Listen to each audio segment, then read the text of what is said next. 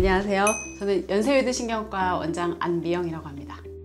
저는 오늘 이제 뇌경색, 뇌졸중, 뇌출혈 이런 거 많이 들어보셨을 거예요. 그래서 질환이 무엇을 의미하고 또 어떻게 치료를 하고 있고 또 앞으로 예방하기 위해서는 어떻게 해야 되는지 그런 것들을 한번 말씀드릴까 합니다.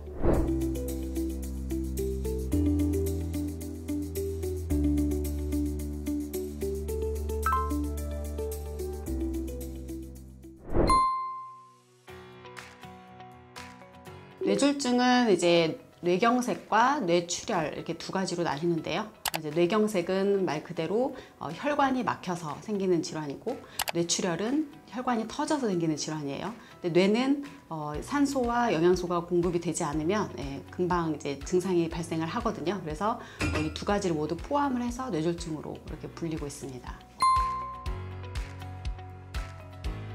증상은 똑같을 수 있어요. 예를 들어서 한쪽 편마비가 생겼어요. 그런데 갑자기 생기고, 그런 경우에 뇌경색일 수도 있고 뇌출혈일 수도 있거든요. 이제 CT나 MRI를 찍어서 감별할 수 있습니다.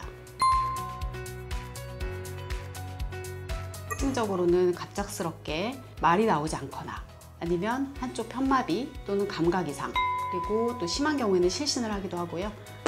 두통, 어지럼증을 같이 호소하기도 하고 경련을 하는 경우도 있습니다. 모든 증상이 사실 생길 수 있긴 한데, 갑작스럽게 발생한 질환 증상에 대해서 제일 먼저 해야 될 거는 사실은 119를 먼저 부르시는 게 우선이고요.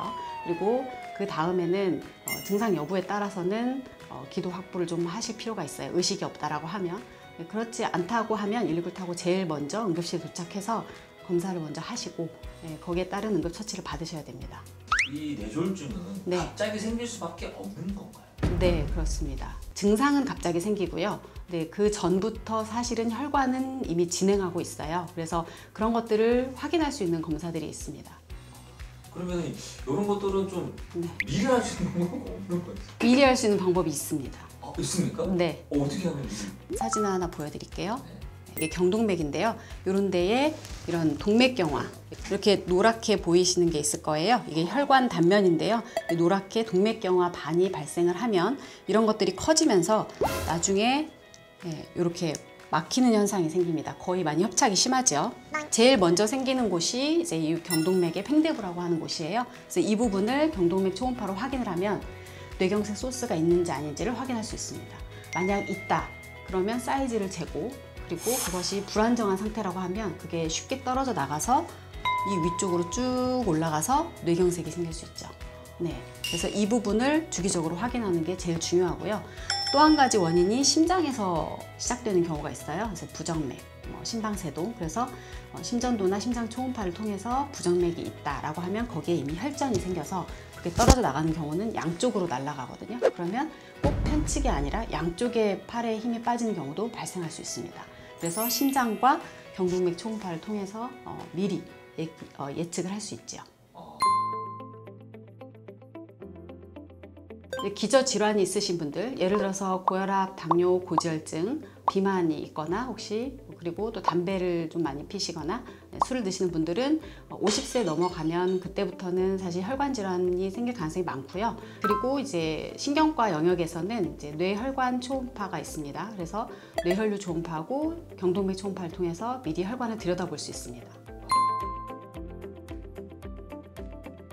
증상이 발생을 했을 때 제일 먼저 중요한 거는 이제 시간과의 싸움이죠. 3시간 이내에 병원에 응급실에 도착을 해야 되고요. 예를 들어서 큰 혈관이 막혔어요. 막혔는데 3시간 이내에 병원에 도착을 했다. 그러면 그 혈관을 뚫는 시술, 혈전 용해술이라고 하죠.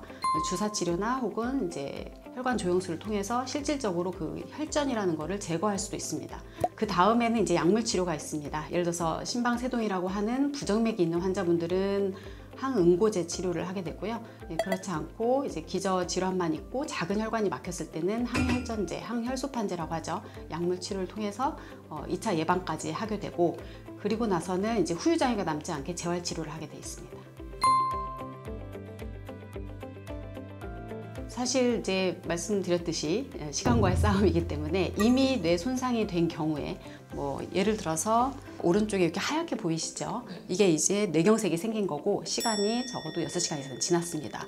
이렇게 생긴 경우에는 뚫는 시술도 불가능하고 또 그렇게 했다 하더라도 호전될 가능성이 거의 없습니다. 다만 이제 약물 치료를 통해서 이 부분에 이 주변을 둘러싸고 있는 아직 그 뇌 경색이 되지 않는 그런 부분들을 조금 더 호전시킬 수 있도록 약물 치료를 유지하시는 게 최선이고, 이 부분으로 인해서 생기는 후유 장애가 남지 않도록 6개월까지는 재활 치료를 하시는 걸 권하고 있습니다. 제일 이제 약 드시면서 걱정하시는 게 약을 먹고 나서 어떤 증상이 생기는가, 어떤 피해가 있는가가 제일 걱정이 되실 건데, 항혈전제, 항응고제의 가장 큰 부작용은 출혈입니다.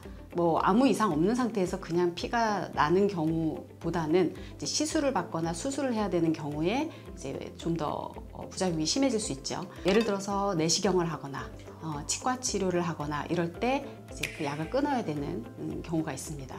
하지만 이제 간단한 시술을 하는 경우 있죠. 뭐 뇌경색 발생 위험도가 높은 경우에는 약을 복용하고 유지한 채 시술을 하기도 합니다. 그래서 출혈이 있는 것이 가장 큰 부작용이 될 수 있습니다. 사실 뇌경색을 직접적으로 이제 치료하는 단계는 항혈전제이지만 관리라는 차원에서는 이제 나머지 질환들을 계속 관리를 하지 않으면 재발할 수가 있거든요. 관리를 하면 이제 고혈압 조절하시고, 네, 그 다음에 고지혈증 수치 유지하시면서 당 조절, 그리고 금연 금주 하셔야 되고 규칙적인 운동을 하셔야 됩니다. 네, 뇌경색은 누구나 생길 수가 있습니다. 네, 그래서 예측하기가 쉽지가 않고요. 우리 암도 미리 조기 발견하면 다 치료할 수 있잖아요. 그것처럼 뇌경색도 걸리고 나서 치료하는 과정에 너무 많은 시간과 돈을 들이지 마시고 미리 내원하셔서 뇌경색의 원인이 있는지를 확인하시면 좋을 것 같습니다. 지금까지 연세유대신경과 원장 안미영이었습니다. 감사합니다. 그만하시죠.